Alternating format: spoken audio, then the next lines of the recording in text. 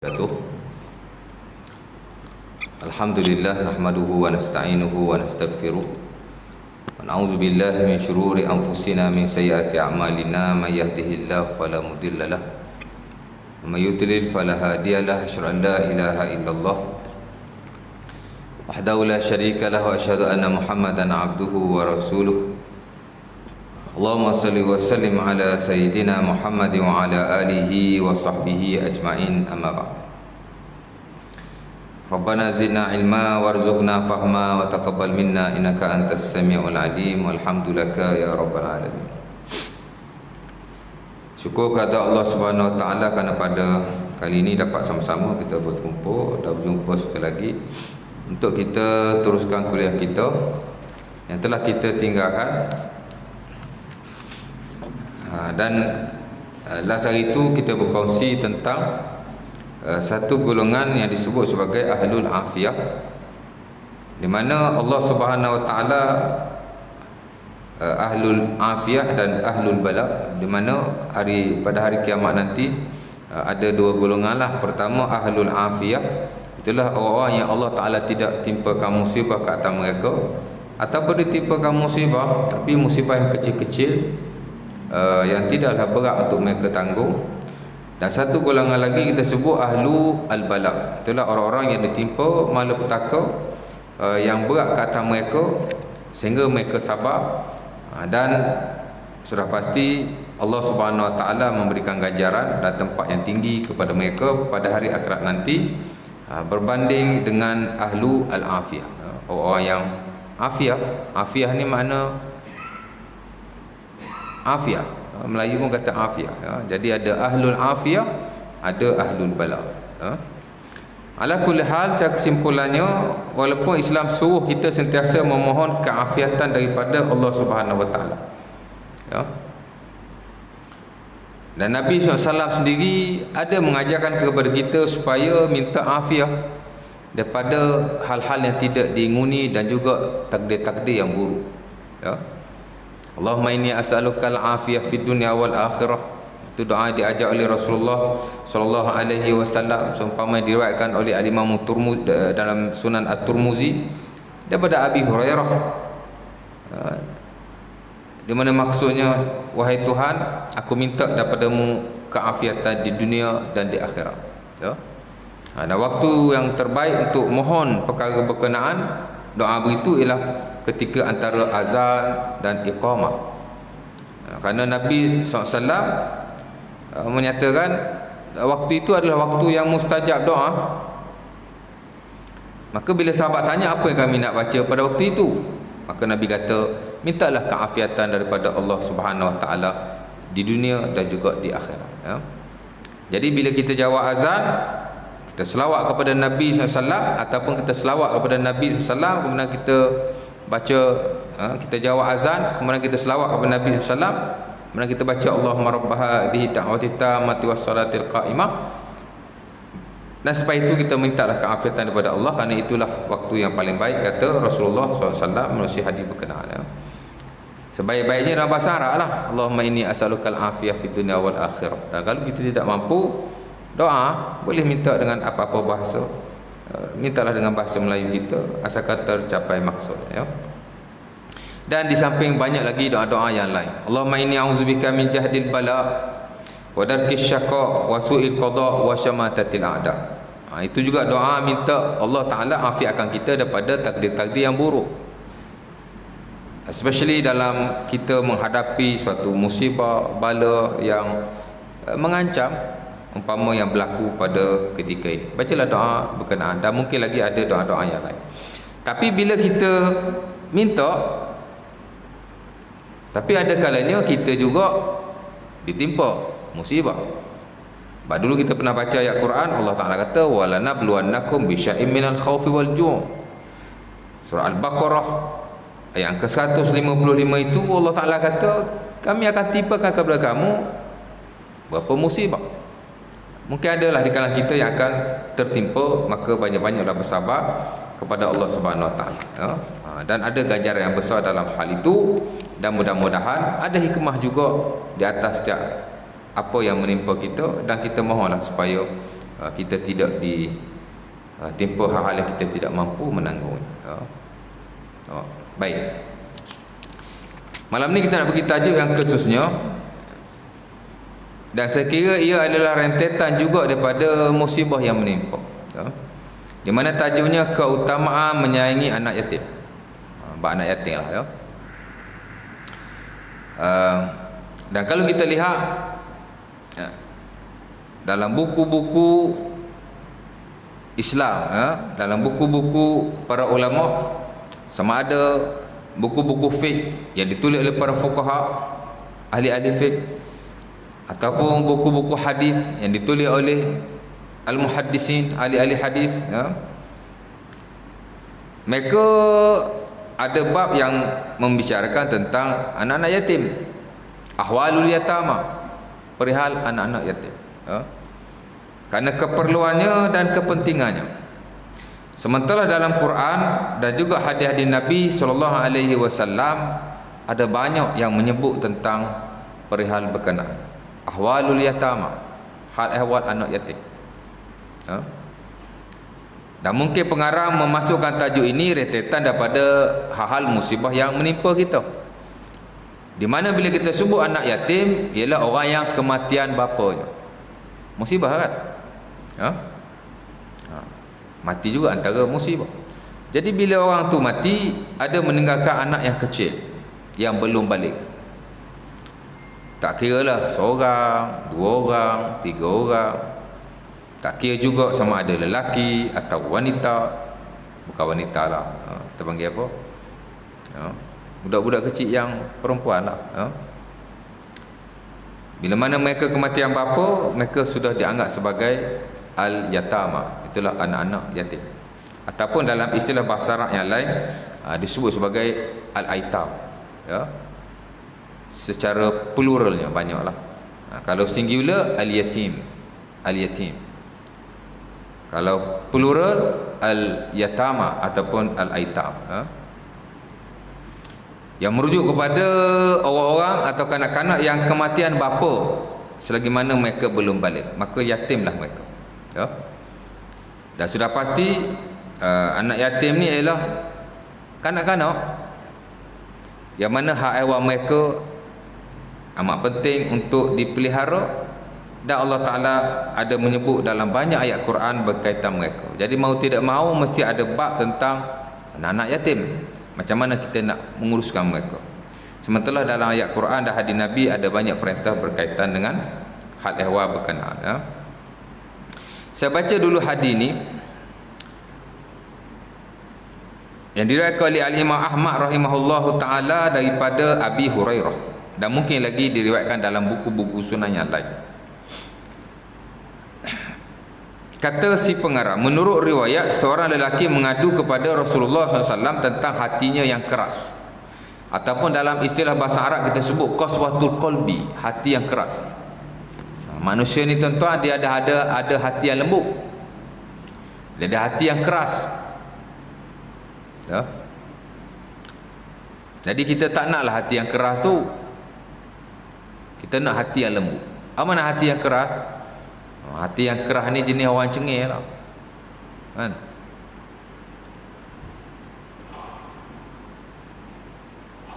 Mungkin dia ni cepat marah, yang kita sebut sebagai pemarah. Mungkin juga dia ni jenis orang yang susah nak bertolak ansur atau bertimbang rasa, ataupun hal-hal yang lain yang dikaitkan dengan qaswatul qalbi, hati dia keras. Kita tak nak begitu, kita nak layyinul qalb, hati yang lembut. Dan tuan-tuan tahulah, hati yang lembut ni maksudnya orang yang berbeza dengan hal-hal yang saya sebutkan tadi. Orang yang baik, orang yang mudah bertimbang rasa, orang yang penyabar, orang yang bagus, lembut hati, Dia mengadu kepada Rasulullah SAW, hatinya keras. Maka Rasulullah SAW bersabda kepadanya, atuhibbu an yalina qalbuka wa tudriku hajataka irham al-yatim wamsah ra'sahu wa at'imhu min ta'amika yalin qalbuka wa tudriku hajataka. Kata Nabi, maukah kamu hati kamu menjadi lembut dan hajatmu tercapai? Of course lah nak kan. Maka Nabi mengajar kepadanya, macam mana kamu nak buat? Pertama Nabi kata irham al-yatim, rahmatilah anak-anak yatim. Budak-budak kecil hak kematian bapa tadi. Kalau mati ibu ustaz, bapa ada mati ibu. Dalam syarak dia tidak dipanggil sebagai yatim. Mungkinlah dari sudut tradisi orang kita, bila mati mak je kita panggil yatim. Bapa ada lagi. Kan? Tapi dalam syarak, especially dalam fiqh, al-yatim, anak-anak yatim merujuk kepada orang yang hanya kematian bapanya ataupun kematian kedua-duanya, maka dipanggil yatim lah dia. Tapi kalau mati mak saja dia tidak yatim, ya. Boleh kita panggil, tak salah, tapi tidak ada kesan berkaitan hukum fiqh ke atasnya. Adapun orang yang kematian bapa, dia dipanggil yatim dan ada hukum fiqh yang berkaitan dengannya. Malah bila kita bincang tentang anak-anak yatim, dia merujuk hanya kepada orang yang kematian bapa, ya, selaku orang yang memberi nafkah kepada dia. Mak mati ni pun benda yang besar, tapi dek kerana mak tidak memberi nafkah kepada anaknya, maka dia tidak dipanggil sebagai yatim. Hatta dalam hadis Abi Dawud, Nabi SAW bersabda, la yutma ba'dal ihtilam, tidak dikira juga yatim bagi orang yang telah mencapai balik. Jadi pertama dia mati bapa, yang kedua dia tidak balik, dia belum balik. Dan Umar juga ditanya, siapa itu anak yatim? Manil yatim? Faqala man la abalahu, orang yang tidak ada bapa baginya, maksudnya yang kematian bapanya, ya. Apa kata Rasulullah? Pertama kamu nak kena buat ialah irham al-yatim, rahmatilah anak yatim. Rahmatilah anak yatim. Wamsah ra'sahu, kata Nabi, sapulah kepalanya.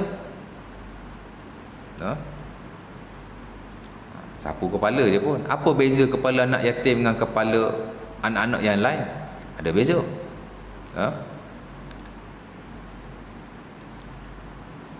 Hatta ada riwayat tuan-tuan dalam hadis yang sahih, dan hadis itu panjang sebenarnya, daripada Umrah bin Husain, yang diriwayatkan dalam sebahagian buku sunan, hatta juga diriwayatkan dalam Mustadrak Al-Hakim, di mana Nabi SAW bermusafir dengan 40 orang sahabatnya. Musafir, dan di pertengahan jalan mereka putus air tak ada. Walaupun Nabi ni kita kata tuan-tuan, dia ada mukjizat, dia boleh minta dengan Allah Subhanahu Wa Taala bagi air. Nabi kan, siapa lagi manusia yang lebih dekat kepada Allah Subhanahu Wa Taala melainkan Rasulullah SAW. Kalau kita fikir senanglah nak dapat air, tapi Nabi bukan begitu. Bukan tahu nak minta saja kan, tentang dia minta semua Allah Taala bagi, sehingga dia menafikan akan kemanusiaan yang ada padanya. Tidak sama sekali. Nabi tak ada air, jadi dia dan para sahabat mencari-cari air. Tak jumpa. Habis itu apa yang dia jumpa? Seorang anak yatim, ya, dengan seekor untanya, dan pada untanya itu ada 2 bekas air. Jadi orang tanya dia nak pergi mana? Dia kata nak cari air. Berapa jauh antara kamu dengan ahli keluargamu yang kamu tinggalkan nak cari air ni? Dia kata 1 hari 1 malam, masirata yaumin wa lailah. Orang dulu tuan-tuan nak cari air jauh, cari 1 hari 1 malam. Dia kata jarak antara tempat dia nak ambil air dengan ahli keluarganya. Jumpa dengan Nabi dan para sahabat di pertengahan jalan. Dia kata kami nak air, kami tak ada air. Dia pun dibawa berjumpa kepada Rasulullah sallallahu alaihi wasallam. Lalu ditanyalah keadaannya, dijawab seumpama dia jawab pada sahabat yang bertanya kepadanya. Maka tahulah Rasulullah SAW bahawa dia adalah anak yang yatim. Anak yatim, tapi tak adalah budak-budak sangat, mana yang dah berusia lah, mana yang dah besar sikit. Tapi dia keluar mencari air untuk ahli keluarga. Apa Nabi buat? Elok-elok Nabi tak ada air, dan dalam hadis itu dinyatakan sahabat semua utashan, mereka ni dahaga sangat, tak ada air tuan. Apa Nabi buat? Nabi hanya menyapu kedua-dua bekas airnya.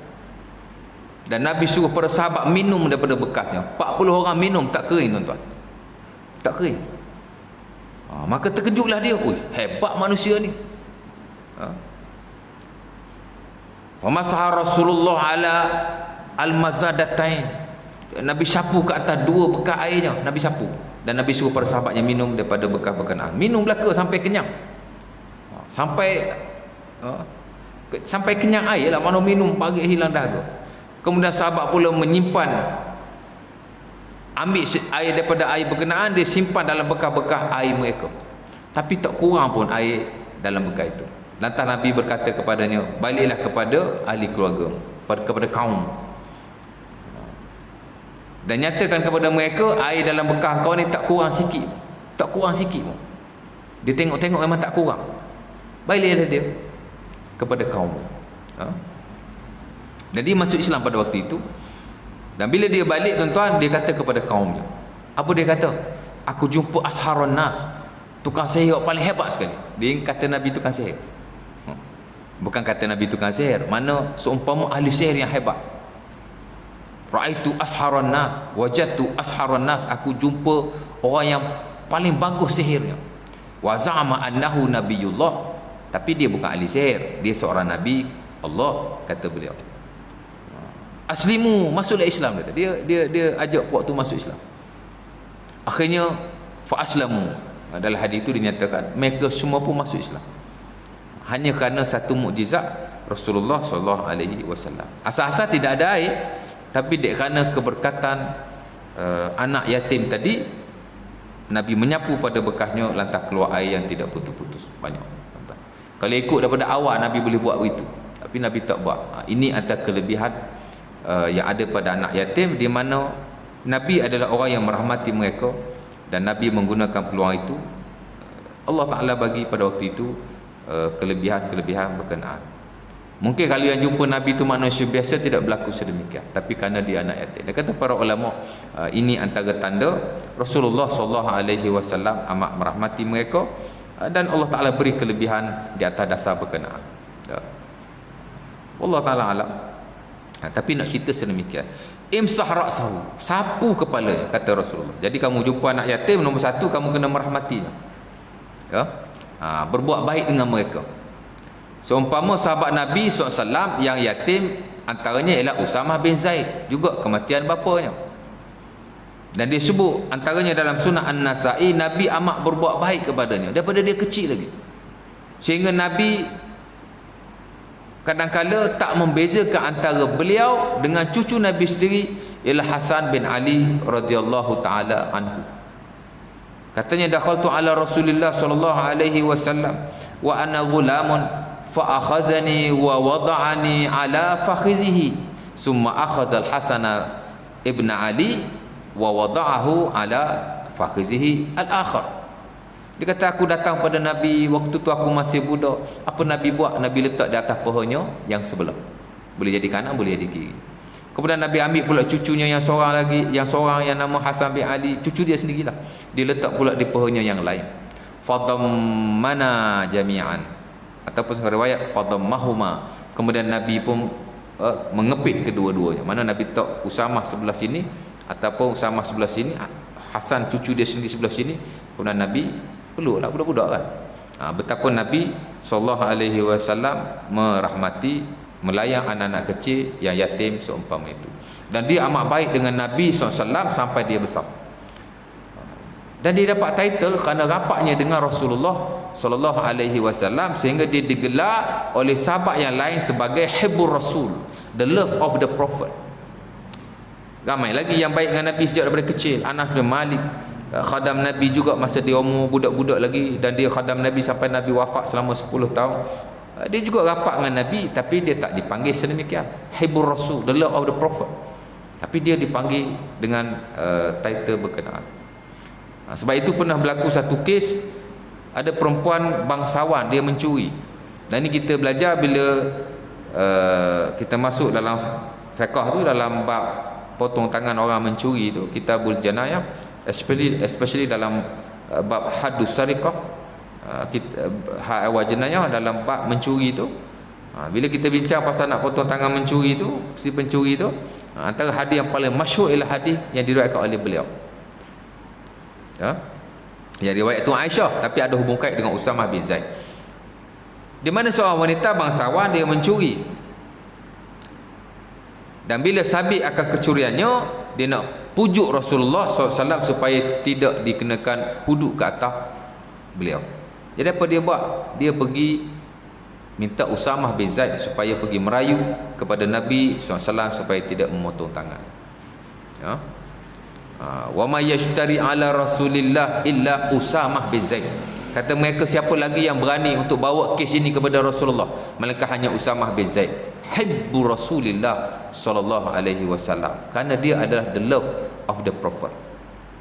Usamah pun dah orang suruh bagi pengharapan kepadanya, dia pun pergilah jumpa Nabi, lala kena marah dengan Nabi. Mana boleh kan? Atashfa' fi hadd min hududillah wa imallahi law anna Fatimah bintu Muhammad saraqat laqata'tu yadaha. Nabi bagi tahu pada Usamah, kamu nak tolong Usamah ya, atashfa' fi hadd min hududillah, supaya aku batalkan hudud Allah ini. Tidak sekali-kali. Kalau Fatimah yang mencuri sekalipun aku akan memotong tangannya. Ini kan pula perempuan bangsawan berkenaan. Itu nak cerita kes yang lain. Tapi nak cerita Usamah ni, dia dirahmati oleh Rasulullah sallallahu alaihi wasallam. Jadi Nabi kata, irham al-yatim, rahmatilah anak yatim. Wa amsah ra'sahu, sapu kepalanya. Macam tak ada apa-apa signifikan, sapu kepala je pun kan? Tapi ada kelebihan yang besar di atas cerita-cerita yang saya telah sebutkan kepada tuan-tuan. Baik. Mana tadi terlepas tu. Jadi kalau ada anak yatim di sekitar kita, especially kalau di kalangan kaum kerabat kita, saya Allah Ta'ala alam yang dekat-dekat lah tidak ada. Alhamdulillah lah tidak ada. Allah Ta'ala yang jauh-jauh sangat pun saya tidak pasti. Tapi kalau tuan-tuan ada anak yatim di kalangan kaum kerabat tuan-tuan sendiri, maka berbuat baiklah kepada mereka. Kebaikannya amat banyak sekali dan keberkatannya amat besar di sisi Allah Subhanahu Wa Ta'ala. Pasal Nabi kita pun anak yatim. Nabi kita pun anak yatim. Ada sebagian sahabat anak yatim. Dan of course dalam Quran Allah Ta'ala banyak menyebut tentang mereka, yang akan saya baca satu persatu selepas ini. Baik, dua Nabi kata. Yang ketiga Nabi kata, at'imhu, bagi dia makan. Bagi dia makan. Feed them, bagi dia makan.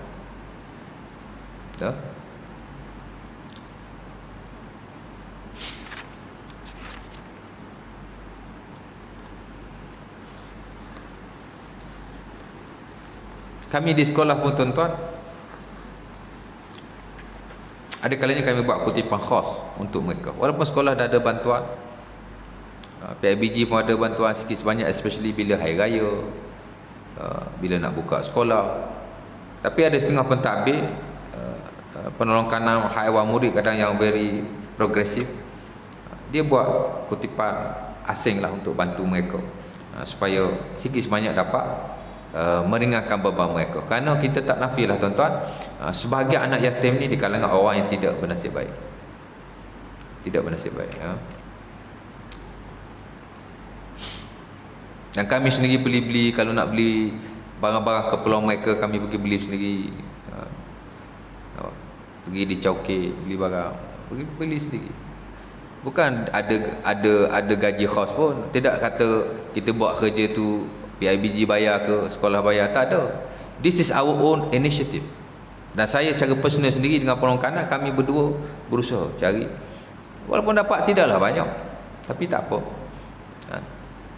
Seorang-seorang murid tu kalau kita boleh beli keperluan-keperluan dia sekitar 100 satu kepala, dah ramai tuan-tuan, bukan sikit.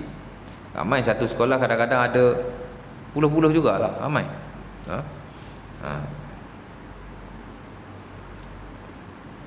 Kadang 30 orang, kadang 40 orang. Sekolah kami student 2000 orang.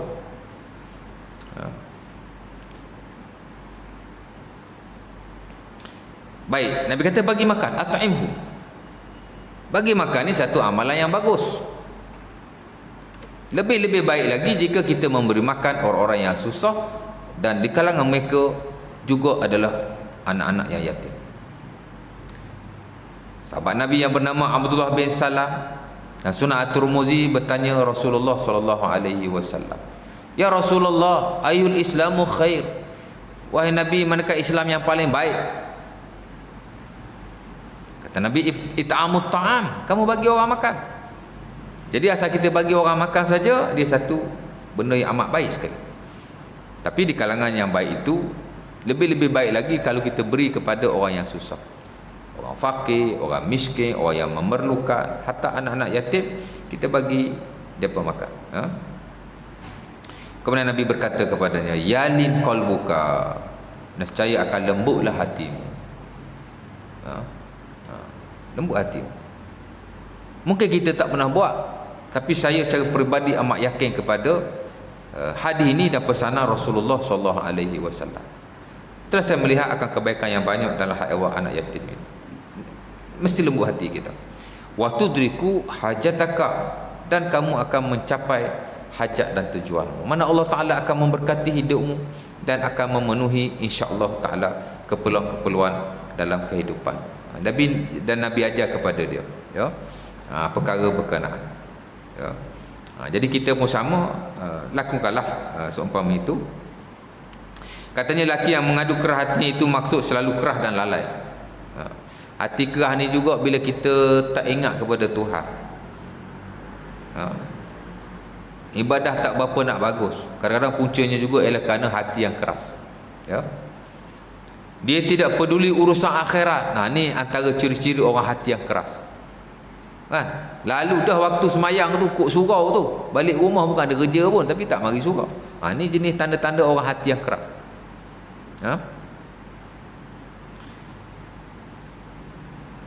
Mana dia tak nampak dan tak mahu nak berusaha untuk mendekatkan diri kepada Allah Subhanahu Wa Taala. Dan salah satu cara ia datang ke rumahnya, kan?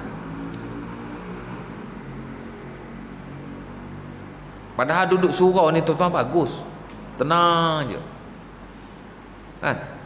Tuan-tuan ingat saya mari surau ni bila kuliah saja ke? Saya suka menghabiskan masa bila tidak ada kuliah di masjid dan surau. Tuan-tuan pergilah tempat saya. Sebagian besar saya berada di Masjid Bandar Baru Sungai Buloh. Saya duduk situ, kan? Pasal tenang duduk di masjid ni, tenang.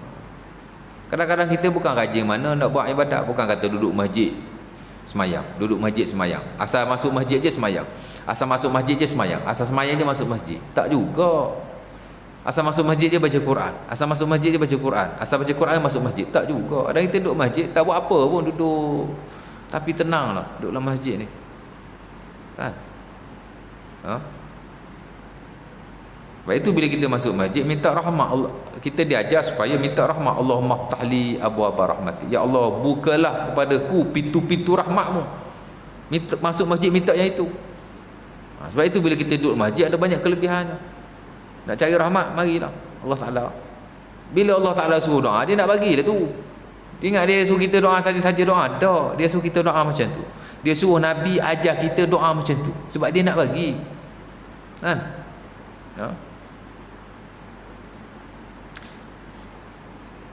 Tapi sebahagian daripada kita hanya kadang-kadang datang hanya di atas urusan-urusan peribadi saja. Ada hajat marilah, tak ada hajat dia tak mari, kan? Especially bila ada kematian, ada nak buat akikah anak, ada seumpamanya, dia cari imam, cari tu cari ni, betul dia hilang tak mana. Kita alhamdulillah melazimi insya-Allah taala, kita ajaklah mereka, mudah-mudahan dan untuk kepentingan diri kita juga, bukan untuk orang lain, ya. Baik, jadi dia tidak peduli dengan urusan akhirat. Ini tanda hati yang keras. Tidak pernah membayangkan seksa kubur. Memang kita tak nampak pun. Dan kalau kita tidak boleh membayangkannya pun, cukuplah untuk kita rasa sedikit keinsafan untuk menghadapi waktu-waktu berkenaan, kan? Hari ni tuan-tuan, zaman media sosial, ada Facebook, ada YouTube, buka pasal jenazah, banyak dalam tu. Tengok macam mana orang sediakan jenazah, tanam jenazah, ada praktikal tanam jenazah, tengok lubang kubur. This is our place. Inilah tempat kita yang sebenar, Ada masa duduk balik daripada duduk tengok benda-benda lain tak ada faedah kan. Yang kita dengar ceramah lah, tapi tengok hal seumpama itu. Sebab kita bukan selalu ke kubur pun, jadi tengok kurang-kurang dia akan melembutkan hati kita. Jadi kita insaf tengok kan, sambil-sambil duduk masjid kan, buka handphone tengok YouTube, tengok persediaan jenazah, tengok. Tak payah buka suara pun tak apa, kat masjid ni tak boleh buat bising sangat kan. Jadi sikit sebanyak akan memberi keinsapan kepada kita ya. Isyarat ke? Sekarang isyarat ya. Tidak insaf ketika melihat orang lain meninggal dunia dan sebagainya. Ini semua tanda hati-hati yang keras, dan kita tidak mahu seumpama itu ya. Kita ni dah lah banyak dosa, hati pula keras, tak nak rasa insaf di atas kesilapan kita. Allah Ta'ala tak heran kita dosa banyak mana pun.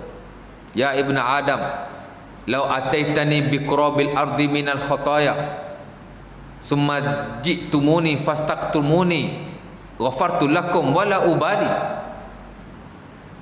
Ya ibn Adam, kata Allah Subhanahu wa taala dalam hadis diriwayatkan oleh Imam Tirmizi daripada siapa? Abi Hurairah atau Anas bin Malik, saya lupa. Tapi Nabi kata dalam hadis berkenaan, ya ibn Adam, wahai anak Adam, lau ataitani biqurabil ardi minal khataya, kalau kamu mendatangi aku dengan dosa sebanyak pasir di bumi. Banyak tu, siapa boleh kira pasir atas muka bumi? Nak cerita betapa banyaknya dosa yang dia bawa bila dia berjumpa dengan Allah Subhanahu wa taala. Jangan letak orang lain, letak kita. Nah, summa ji'tani fastaghfartani ghafartu laka wala ubali. Kemudian kamu mendatangi aku dalam keadaan kamu minta ampun kepadaku, aku akan ampunkan dan aku tidak kisah. Allah Ta'ala tak kisah pun kan? Dan nama manusia, mana ada orang tak buat salah? Kita tidak maksum, Nabi je yang maksum ni. Kalau orang tu dia tak ada dosa, satu hari satu malam langsung tak ada dosa, that is very impossible, mustahil. Dia mesti maksum punya. Mana ada orang yang maksum? Melainkan Rasulullah sallallahu alaihi wasallam dan para anbiya. Dalam pada mereka maksum pun masih melakukan sikit sebanyak kesilapan ya? Kita tak maksum, lebih-lebih lagi lah. Jadi Allah Ta'ala tidak heran pun dengan kita ni kan. Lepas tu kita jangan heran sangat dengan dosa orang lain. Heranlah dengan dosa kita ni, tapi dosa kita pun tak perlu heran. Mana memang manusia buat dosa lah, tapi bukan lesen untuk kita buat kesilapan. Tapi nak cerita sedemikian. Ya ibn Adam, lau ataitani lau balagat zunubuka ananas sama summa ji'tani fastaghfartani ghafartu laka wala ubali. Wahai manusia, jika kamu mendatangiku dan sampai dosamu setinggi awan di langit. Kalau dosa kita tinggi melangit pun, Allah Ta'ala kata kalau kamu minta ampun, aku ampunkan. Wala ubali, aku tak kisah pun kan? Ada orang bunuh 99 orang, diampunkan Allah Subhanahu wa taala, ke syurga dia. Ada orang bila dihadapkan ke hadapan Allah Subhanahu wa taala, itu hadis Abu Sa'id Al-Khudri yang diriwayatkan oleh Bukhari Muslim. Dalam hadis Tirmizi daripada Abdullah bin Amr bin Al-As, ada hamba Allah Subhanahu wa taala yang bila dibuka buku amalannya langsung tak ada kebaikan. Tak ada semayang, tak ada puasa, tak ada zakat, tak ada haji. No single good deed, tak ada langsung kebaikan padanya. Lam ya'mal khairan qattun, dia tidak mengamalkan kebaikan walau sedikit pun. Sikit pun tak ada. Tapi dia ada keimanan dan dia tidak mensyirikkan Allah Subhanahu wa taala, ke syurga dia. Kan? Pernah bunuh 99 orang? Saya belum pernah lagi. Tak tahulah kok ada orang yang dah pernah buat. Tak ada kan? Jadi dia lagi dosa pada kita tu kan? Tak semayang langsung, tak puasa langsung, tak berzikir langsung, tak baca Quran langsung, tak ada amalan kebaikan langsung. Ada sikit sebanyak ada. Kita ni dia buat kebaikan lah ni. Jadi dia lagi teruk pada kita lah. Tapi ke syurga dia, takkan kita tak boleh pergi syurga kot. Nak masuk syurga tidak susah kan? Tapi kena faham prinsip dan konsep Ha? Jadi tidak ada masalah sama sekali, ya. Dan kita cuba menjadi hamba yang terbaik setakat yang kita mampu. Pasal manusia tak boleh jadi yang terbaik, melainkan dia hanya berusaha saja setakat yang terbaik yang dia mampu melakukan, ya. Baik, padahal yang takut lembut hatinya sangat takut dosa tidak terampun. Ini tanda-tanda orang yang lembut hatinya. Dia sentiasa insaf dan dia takut Allah Ta'ala tidak mengampunkan dosanya. Takut sangat. Tapi jangan kita anggap Allah Ta'ala tak ampun dosa kita, tak boleh. Allah Ta'ala tak ampun dosa aku, banyak dosa aku. Tak boleh macam tu. Aku banyak dosa, tapi insya-Allah Allah Ta'ala ampunkan aku. Tapi kena berusaha lah ke arah keampunan itu. Sebab itu dalam kerohanian, dalam tasawuf, ada apa yang kita sebut sebagai husnuzan billah, baik sangka dengan Allah. Di samping kita belajar ikhlas, di samping kita belajar taubat, di samping kita belajar ahwal hati yang baik, ada satu juga yang disebut sebagai husnuzan billah, baik sangka dengan Allah, tuan-tuan. Juga satu nilai kerohanian yang amat baik sekali, dan dia adalah nilai ketakwaan yang amat tinggi. InsyaAllah. Azan dulu lah. Itu kita sambung 5 minit, 10 minit macam tu, ha?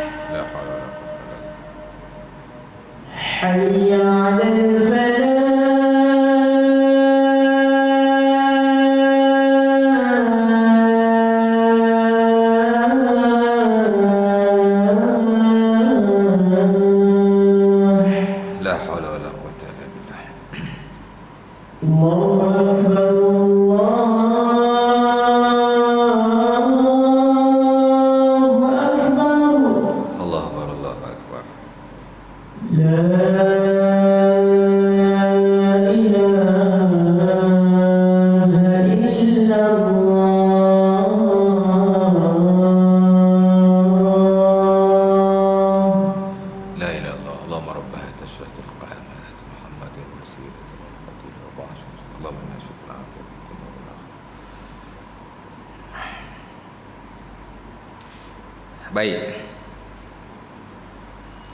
Katanya padahal orang yang lembut hatinya sangat takut dosanya tidak terampun. Kita kena ada rasa takut jugalah Allah Ta'ala tidak ampunkan dosa kita. Tapi jangan rasa Allah Ta'ala tak ampun. Kita kena ada husnuzan billah, banyak baik sangka pada Allah Subhanahu Wa Ta'ala. Sebab itu antara pesanan Nabi yang terakhir sebelum dia wafat, ada berapa perkara yang Nabi pesan, ya, antaranya as-salah wa ma malakat aimanukum. Nabi suruh kita jaga semayang dan orang-orang di bawah jagaan. Itu satu pesanan Nabi sallallahu alaihi wasallam yang diriwayatkan dalam hadis-hadis yang sahih, antara dalam Sunan Abi Daud ataupun Tirmizi tak silap saya, daripada Ali bin Abi Thalib. Nabi pesan suruh semayang. Itu antara pesan Nabi yang terakhir. Antara juga Nabi pesan supaya kita baik sangka dengan Allah Subhanahu Wa Taala. Seumpama yang diriwayatkan daripada Jabir radhiyallahu taala anhu dalam sebahagian buku Sunan, di mana kata Nabi, la yamutanna ahadukum wa huwa yuhsinu zanna billah, jangan mati seseorang kamu melainkan dia kena baik sangka dengan Allah Subhanahu Wa Taala. Nabi nak wafat dah ni, maka Nabi sudah pastilah memberitahu kita perkara-perkara yang penting, kan? Macam kita lah, kalau kita dah dekat nak meninggal, takkan kita nak cakap benda-benda yang tak penting kot. Mesti kita nak beritahu anak kita, isteri kita, anak beranak kita hal-hal yang penting, supaya bila aku tidak ada, mereka akan melakukannya. Betul tak? Takkan nak cakap benda lain lagi kot. Mesti kita akan pesan yang penting-penting, kan? Itu juga yang berlaku kepada Rasulullah SAW. Bila kita lihat pesanan baginda yang akhir, dia pesan yang penting-penting, tuan-tuan. Pesan semayang. Mana lagi ada satu ibadah yang lebih penting daripada semayang? Penting belaka ibadah ni, tapi yang paling penting semayang lah, kan? Sehingga dia dipanggil sebagai amududdin, tiang agama, kan? Kalau kita tak buat benda lain, walaupun kita tidak mengingkari kewajipannya, tak jadi kafir secara sepakat para ulama. Ada orang tak puasa langsung Ramadan, tak apa sah, kau tak puasa, malas, tak kafir dia mukmin, dia masih muslim. Begitu juga kalau dia meninggalkan kewajipan-kewajipan yang lain. Tapi kalau orang tak semayang, langsung tak semayang, kata kenapa kau tak semayang? Semayang ni kau wajib pun, itu sepakat ulama kafir lah. Tapi kalau dia kata malah, dia meninggalkan solat kerana kemalasan atau hal-hal yang lain, tapi dia masih tidak mengingkari kewajipannya, sebagai ulama kata kafir. Umpama dia standard ke dalam mazhab Hambali, kafir dia. Walaupun sebagai yang lain kita tidak mengatakan sedemikian. Dan para sahabat Nabi SAW tidak melihat akan kekufuran bila satu amalan yang wajib tidak dilakukan, melainkan bila dia meninggalkan solat. Semayang dia beza sikit. Sebab itu Al-Imam Az-Zahabi rahimahullahu ta'ala, bila dikarang Al-Kaba'ir, dosa-dosa besar, ada banyak kan, ada 70 lebih. Antara dosa yang terawal, selepas mensyirikkan Allah Subhanahu Wa Ta'ala, selepas membunuh orang yang tidak berhak dibunuh, selepas dia melakukan sihir dan hal-hal seumpama itu, sebelum nak sebut dosa-dosa yang lain, dia buat mari dulu dosa meninggalkan semayang. Dosa tinggal semayang ni besar. Sebab itu dia dipesan oleh Rasulullah SAW, pasal dia ibadah yang penting. Nabi pesan sedemikian. Sama juga dengan hal ni. Ada banyak nilai-nilai kerohanian yang Nabi boleh pesan kepada kita, tapi Nabi pesan hak tu, jangan kamu mati melainkan kamu baik sangka dengan Allah. Jadi kita kena banyak berbaik sangka kepada Allah Subhanahu Wa Taala. Jangan kita hanya melihat kekurangan diri kita, lihatlah kebaikan-kebaikan yang teramat banyak, lebih banyak daripada kekurangan yang kita ada. Betul tak? Kalau nak tengok hak kurang, tengok hak kita lebih, kan? Sama juga bila kita minta dengan Allah, seolah-olah Allah Ta'ala tidak memakbulkan. Tak apa, pasal Allah Ta'ala tak makbul satu, hak kita minta. Hak Allah Ta'ala beri yang kita tidak minta banyak lagi. Seumpama kata Al-Imam Al-Ghazali rahimahullahu ta'ala dalam Ihya Ulumuddin, kamu minta satu hajat dengan Allah, sama ada Allah Ta'ala makbulkan atau tidak, ada 100 hajat lagi yang Allah Ta'ala telah beri kepada kita tanpa kita memintanya. Jadi jangan duk nampak kita minta tu saja.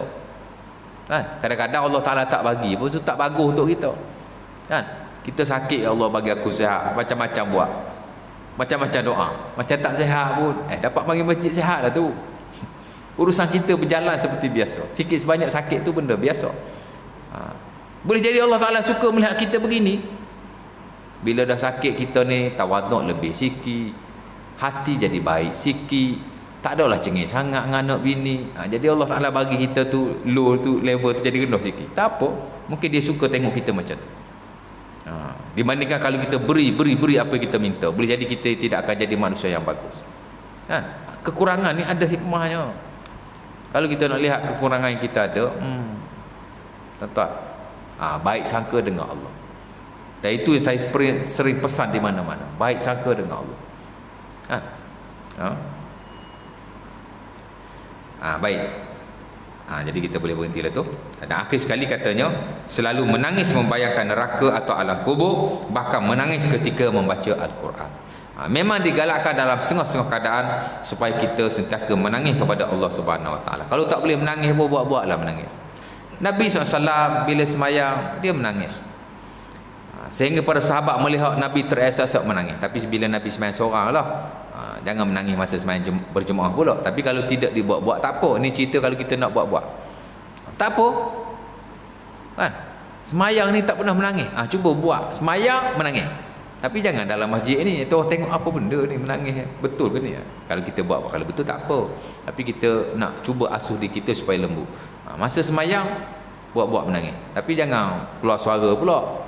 Menangis macam keinsafan. Kan? Baca Quran pun sama. Sehingga Nabi SAW ada sebut dalam hadis yang sahih, idza inna hadzal Quran nazala bihuznin fa idza qara'tal Quran fa idza qara'tumul Quran fatabakau fabku fa illam tabku fatabakau. Dan ini juga dinukilkan oleh Imam Nawawi dalam Al-Azkar. Cuma saya tidak ingat sumbernya. Mungkin Sunan Abi Daud, Tirmizi macam tu. Di mana Nabi kata Quran turun dengan kesedihan. Bila kamu baca Quran, menangislah. Dan kalau kamu tak boleh menangis, buat-buatlah menangis. Maka tidak menjadi kesalahan dalam sebagai ibadah untuk kita buat-buat menangis. Tapi yang paling bagus ialah betul-betul menangisi dan menginsafi perkara itu. Dan kalau kita baca 7 golongan yang dinaungi oleh Allah Subhanahu Wa Taala yang diriwayatkan dalam Sahih Bukhari dan Muslim daripada Abi Hurairah, antaranya ialah rajulun zakarallahu khalian fafadat aina. Lelaki yang menyebut nama Allah ketika bersendirian, lantas dia mengalirkan air matanya. Jadi amat-amat digalakkan supaya bila kita bermunajat, berkhalwat, bersendirian dengan Allah Subhanahu Wa Taala, kita mengalirkan air mata, dan mudah-mudahan dia akan menjadi hijab ataupun penghalang daripada kita diazab oleh Allah Subhanahu Wa Taala. Kadang-kadang setitik air mata yang gugur kerana mengisafi kesilapan yang telah kita lakukan, dengan hati yang benar-benar bertaubat dan ikhlas kepada Allah, mana tahu dia akan menjadi asbab untuk kita dirahmati oleh Allah di dunia dan juga di akhirat, ya. InsyaAllah ta'ala. Jadi mudah-mudahan kita akan sama lagi sikit sebanyak the next kuliah nanti. Kita akan rujuk pula ayat-ayat Quran yang banyak berkaitan dengan anak-anak yatim ini. Mungkin kita akan hanya baca sebahagianlah daripadanya. Ada juga hadis-hadis Nabi yang berkenaan, kerana dia satu perkara yang penting dalam syarak. Jadi saya rasa mungkin setakat itu dulu. Aku luqul azza sazimali walakum. Assalamualaikum warahmatullahi wabarakatuh. Tutup majlis kuliah kita dengan tasbih kafarah dan surah Al-Asr. Bismillah.